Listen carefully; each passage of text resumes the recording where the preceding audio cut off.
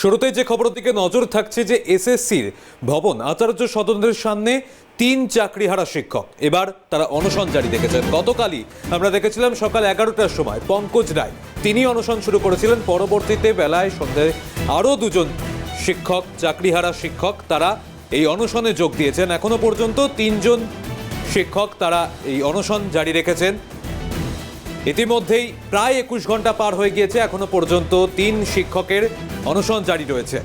কেন অনশন করছেন আমরা জানি যে এসএসসি ভবনের সামনে তাদের যে দাবি ছিল যে মিরর ইমেজ প্রকাশ করতে হবে, এখনো পর্যন্ত এসএসসি সেই মিরর ইমেজ প্রকাশ করেনি।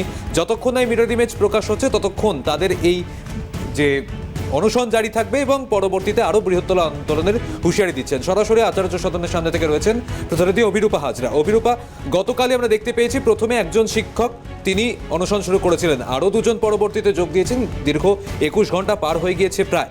এই মুহূর্তে কি পরিস্থিতি, তাদের শারীরিক অবস্থা কেমন রয়েছে?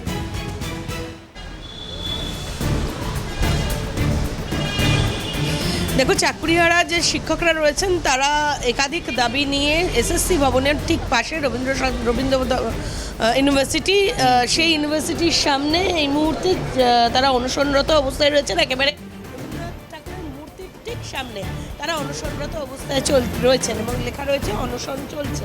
একদম প্রথমেই যখন প্রথম ক্যান্ডিডেট তিনি অনশনরত অবস্থায় ছিলেন, শিক্ষক অনশনরত অবস্থায় ছিলেন, পরবর্তীকালে সেটা পরিবর্তিত হয় এবং আজকে একাধিক কাজ রয়েছে। আমি একটু কথা বলবো, আজকে ব্রাত্য বসুর সাথে মিট রয়েছে আপনাদের এবং তাছাড়াও একাধিক কর্মসূচি রয়েছে। আশাবাদী কত? মাননীয় শিক্ষামন্ত্রী ব্রাত্য বসুর সাথে যে বৈঠকের কথা আপনারা বলছেন, সেই বৈঠকে আমাদের আমন্ত্রণই জানানো হয়নি। সেই বৈঠকটা, আমার প্রশ্ন, যোগ্য শিক্ষক শিক্ষিকা এবং শিক্ষাকর্মীদের পক্ষে সেই বৈঠকে কাদের আমন্ত্রণ জানানো হয়েছে? আমরা বসে আছি অনশনে এই কারণে, যোগ্যদের তালিকা এবং মিরর ইমেজ প্রকাশ করে যোগ্যদের চাকরিটা বাঁচাতে হবে। রিভিউ পিটিশন হোক, কীভাবে হোক আমরা জানি না, সেই দাবিতেই আমাদের অনশন চলছে। শান্তিপ্রিয়ভাবে অনশন আমরা চালিয়ে যাচ্ছি, এটুকুই আমাদের বক্তব্য। আপনাদের ডাকা হলো না, আবার এদিকে বলা হচ্ছে যে চাকরিহারা শিক্ষকরা দেখা করতে যাবেন, এটা কি আলাদা বার্তা? এটি একেবারে মিথ্যাচার। কারণ মাননীয় শিক্ষামন্ত্রী, তাহলে আমি বলবো, সত্যের মুখোমুখি হতে ভয় পান।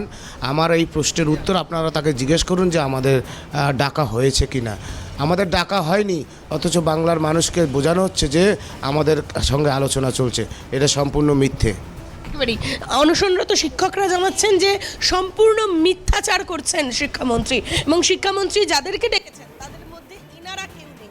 অর্থাৎ যারা অনশনরত অবস্থায় রয়েছেন, যারা অবস্থানরত অবস্থায় রয়েছেন, তারা কেউ আজ শিক্ষামন্ত্রীর সাথে দেখা করতে যাচ্ছেন না। সুতরাং কাদের ডাকছেন শিক্ষামন্ত্রী? কাদের নিয়ে কথা বলবেন? কাদের কাছে সুরা আশা করছেন বা কাদেরকে নিয়েই সুরা চাইছেন? এই সমস্ত তথ্য তো অবশ্যই রয়েছে। আমি তো জিজ্ঞাসা করব, অনশনরত শিক্ষকরা মানে আপনাদের কলিগরাই বলছেন আজকে ব্রাত্য বসুর সাথে আপনাদের কোনো আমন্ত্রণ জানানো হয়নি মিটিংয়ে, কি বলবেন? না, আমরা তো আপাতত কিছু জানি না। এখন যদি আমাদের লিডারদের সঙ্গে কোনো কথা, ব্রাত্য বসু আজকে একটা মিটিং ডেকেছেন, সবাইকেই বলা হচ্ছে মিটিং আছে দুপুর 2টোর সময়। না, আমরা সে বিষয়ে কোনো ইনফরমেশন এখনও পাইনি। এখন উনি কাকে জানিয়েছেন, কীভাবে জানিয়েছেন, সেটা আমাদের এখন নেতৃত্বরা এখানে আসলে তারপরে আমরা বুঝতে পারব।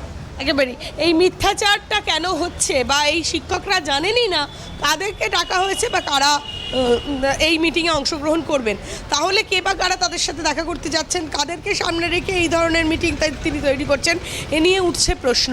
সব মিলিয়েই বলা যায় যে চাকরিহারা যে শিক্ষকরা অনশনরত অবস্থায়, তিনজন অনশনরত অবস্থায় রয়েছেন, বাকি অনেকেই অবস্থানে বসেছেন, সেই তাদের ভবিষ্যৎ আদতে কী দাঁড়াবে সেটা একটা বড় বিষয়। এবং সবথেকে বড় বিষয় যে হচ্ছে তাদের ভবিষ্যৎ একদিকে প্রশ্নের মুখে, অন্যদিকে বারবার শিক্ষামন্ত্রী যেভাবে তাদেরকে সাহায্য করার কথা বলছেন, সাহায্য করার জন্যই তো আজকে বৈঠক ডেকেছেন, সেই বৈঠকে তারাই জানেন না। অর্থাৎ যারা অনশনরত অবস্থায় রয়েছেন তারাও তো শিক্ষক, তারাও তো চাকরি হারিয়েছেন, তাহলে তাদেরকে কেন ডাকা হলো না?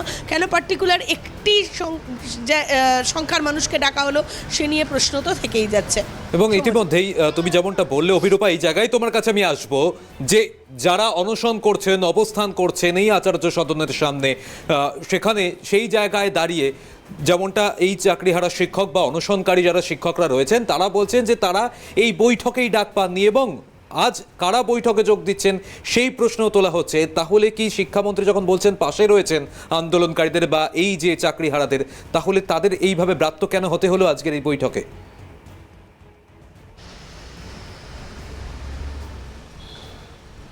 একেবারেই তুমি একদম ঠিক কথাই বলেছো যে এই শিক্ষকরা যারা ওই 26,000-এর মধ্যে রয়েছে তাদেরকে ডাক দেওয়া হলো না। কাদেরকে ডাক দেওয়া হলো এনারা জানেন না। এনারা বলছেন যে আমাদেরকে কোনো রকমভাবে আমাদেরকে বলা হয়নি বা আমরা জানি না, সেক্ষেত্রে মিথ্যাচার করা হচ্ছে। এই কথাটা আমি তো জিজ্ঞাসা করব, তাহলে কি আপনাদের সাথে কোনোভাবে ডুপ্লিকেসি করা হচ্ছে, কি মনে হয়? না, আমাদের সঙ্গে ডুপ্লিকেসির ব্যাপারটা নয়। আমার কথা হচ্ছে উনি শিক্ষামন্ত্রী, উনি ডাকতেই পারেন, ডাকুন, আলোচনা করুন, ভালো জিনিস। কিন্তু 1 বছর হতে চললো, প্রায় 22শে এপ্রিল আসলে 1 বছর হয়ে যাবে।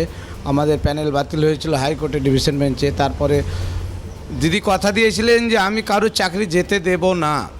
তাহলে 1 বছরের মধ্যে দিদি এবং শিক্ষামন্ত্রী এডুকেশন ডিপার্টমেন্টকে কতবার বলেছেন যে তোমরা তালিকা প্রকাশ করো, তোমরা মিরর ইমেজ দিয়ে দাও, এটা কতবার বলেছেন? উনি যদি একবার অর্ডার করেন শিক্ষা দপ্তর দিতে বাধ্য। ওনারাও তো আমাদের মতোই কর্মচারী, ওনাদেরকে কি অর্ডার করতে পাচ্ছেন না, না আসলে শিক্ষা দপ্তর সরকারের অর্ডার মানছেন না? আমাদের প্রশ্ন এটা। আমাদেরকে নিয়ে এত ছিনিমিনি না খেলে উনি একবার বলুন শিক্ষা দপ্তরকে যে কে চুরি করেছে, চোরকে বাঁচানো আমাদের দায়িত্ব নয়। একজন সরকারের গভর্নমেন্টের দায়িত্ব হচ্ছে যারা অপরাধী তাদের, সে যেই পার্টির হোক, রং দেখার কোনো প্রয়োজন নেই, যেভাবে অপরাধ করুক অপরাধের সাজা হবে। আর যারা নিরপরাধ তারা যাতে কোনোভাবে সাজা না পায়, এটা হচ্ছে গভর্নমেন্টের দায়িত্ব। তাহলে গভর্নমেন্ট যে সংস্থাকে দিয়ে নিয়োগ করিয়েছেন তাকে একবার বলে দিলেও হয়ে গেল, উনি দিতে বাধ্য হবেন যে মিরর ইমেজ দিয়ে দাও। তো এটা গভর্নমেন্ট বলছেন না কেন? না এর পেছনে অন্য কোনো উদ্দেশ্য লুকিয়ে রয়েছে? একেবারেই কেন সরকার বলছে না মিরর ইমেজ দিয়ে দিতে? অভিরূপা, আরো একটা জিনিস যদি জানার চেষ্টা করো, আমরা দেখেছিলাম গত 7 তারিখ নেতাজি ইন্ডোরের বৈঠকে একটা প্রশ্ন উঠেছিল, যারা বৈঠকে যোগ দিয়েছিলেন তার মধ্যে কারা যোগ্য কারা অযোগ্য একটা প্রশ্ন উঠেছিল। আজ আবার একটা বৈঠক হতে চলেছে, কিন্তু বলা হচ্ছে যে যারা এই যে অনশন করছেন, আন্দোলন করছেন, তারাই ডাক পাননি। তাহলে কি আবারও সেই ঘটনার একটা পুনরাবৃত্তি হচ্ছে?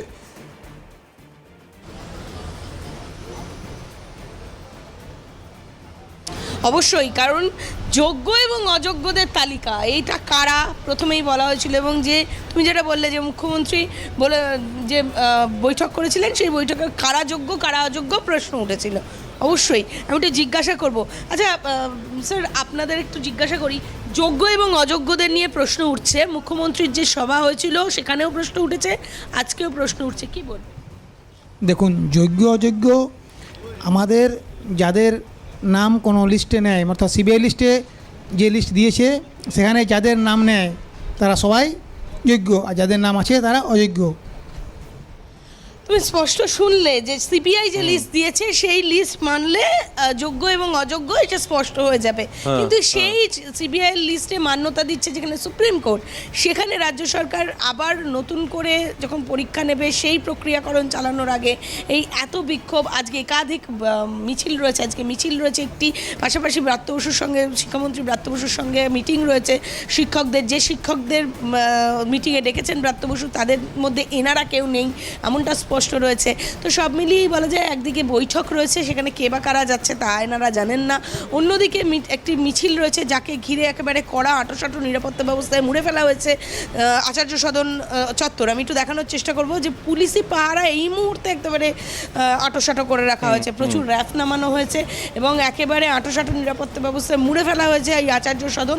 আর কিছুক্ষণ পর থেকেই বেলা 12টা থেকে মিছিল শুরু হবে করুণাময়ী থেকে, এবং সেই করুণাময়ী থেকে মিছিল এসে আচার্য সদনের সামনে আসবে এমনটাই খবর। সেই অনুযায়ী একেবারে আঁটোসাঁটো নিরাপত্তা ব্যবস্থায় মুড়ে ফেলা হয়েছে, রণসজ্জা সাজিয়ে দেওয়া হয়েছে, রাখা হয়েছে। পুলিশ একেবারে আঁটোসাঁটো হয়ে দাঁড়িয়ে রয়েছে যে কোনো মুহূর্তে যে কোনো পরিস্থিতি মোকাবিলা করার জন্য প্রচুর পরিমাণে র্যাব। অভিরূপা, একটু এই জায়গায় স্পষ্ট হতে চাইবো, এসএসসি চেয়ারম্যানের সঙ্গে বৈঠক রয়েছে, বিকাশ ভবনে জরুরি বৈঠক রয়েছে শিক্ষামন্ত্রীর, তার পরবর্তীতে কি এই চাকরিহারাদের সঙ্গে বৈঠক?